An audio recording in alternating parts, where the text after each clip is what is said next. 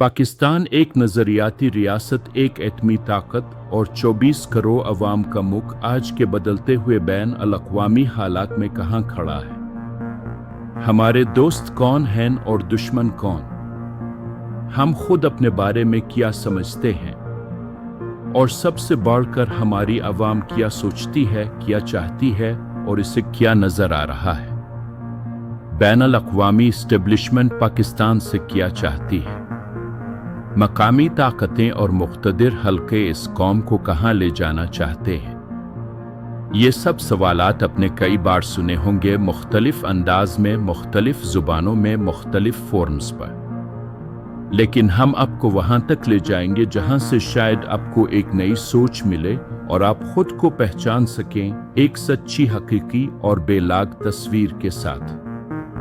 तो आए हम बात करते हैं पाकिस्तान की आवाम की, मुख्तसरा इसे समझने की कोशिश करते हैं। सबसे पहले बात करते हैं इस तबके की जिसे हम निचला तबका, लोअर क्लास कहते हैं। यह वो तबका है जो दिन रात सिर्फ इस सोच में जीता है कि जिंदा कैसे रहना है। इसे ना दीन का इदराक है, ना मुआशरती अक़दार का, ना तालीम का पता है, ना करप्शन और जुर्म को जुर्म समझने की तमीज़ है। इसकी बका ही उसका सब कुछ है। यह वो तबका है जिसे कोई भी इस्तेमाल कर सकता है और जो अपनी जिंदगी के हर दिन को महज जिस्मानी बका की जंग समझता है। अफसोसनाक हकीकत यह है कि यह तबका रोज बरोज बढ़ता जा रहा है और इसमें शऊर पैदा करने के लिए ना रियासत कुछ कर रही है, ना समाज। अब ये इंसान नहीं, बस एक थकी हुई, बिखरी हुई और मजबूर मखलूक बनकर रह गया है। इसके बाद आते हैं हम मिडिल क्लास की तरफ। तादाद में सबसे बड़ा तबका और ताकत के लिहाज से सबसे ज्यादा नजरअंदाज किया गया तबका। ये वो लोग हैं जो तालीम हासिल करते हैं, मेहनत करते हैं, मुलाजमतें करते हैं, बिजनेस चिल्लाते हैं, सोशल मीडिया इस्तेमाल करते हैं और हर मसले पर राय रखते हैं, मगर उनमें अमल की ताकत कमजोर है। उन्हें हर वक्त किसी न किसी तरफ उछलाया हो जाता है। उनकी सोच बनाई जाती है, बदली जाती है।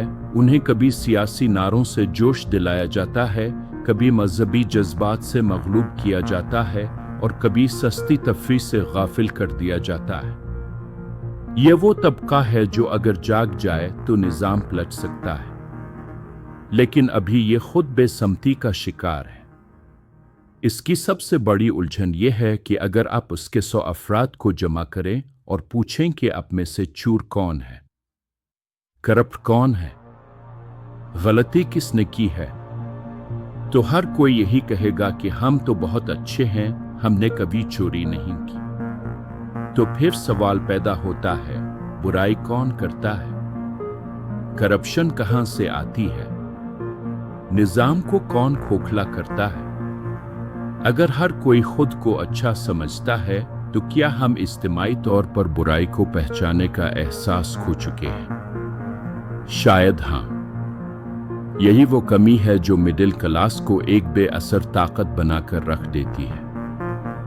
ये तबका ख्वाब तो देखता है, बातें भी करता है, लिखता भी है, बोलता भी है, लेकिन इसकी ताकत इस वक्त तक बेकार है जब तक ये शऊर और अमल की एक लहर में नहीं ढलता। अगर ये बेदार हो जाए, अपने किरदार का जायजा ले, अपनी जिम्मेदारी को समझे, तो यही तबका पूरे मुल्क को एक नए रास्ते पर डाल सकता है। मगर फिलहाल ये सिर्फ तमाशाई है। अब तक हमने निचले तबके की महरूमी देखी, मिडिल क्लास की उलझन को समझा और ये जानने की कोशिश की कि निजाम में कौन कहाँ खड़ा है। लेकिन सवाल यहीं खत्म नहीं होते। असल तस्वीर अभी बाकी है। बैन अल-अक़वामी एस्टेब्लिशमेंट की नजरें इस खित्ते पर क्यों जिमी हैं? मकामी ताकतें अवाम से क्या चाहती हैं? और सबसे बढ़कर क्या हमारी अवाम खुद अपने आप को जानती भी है या नहीं?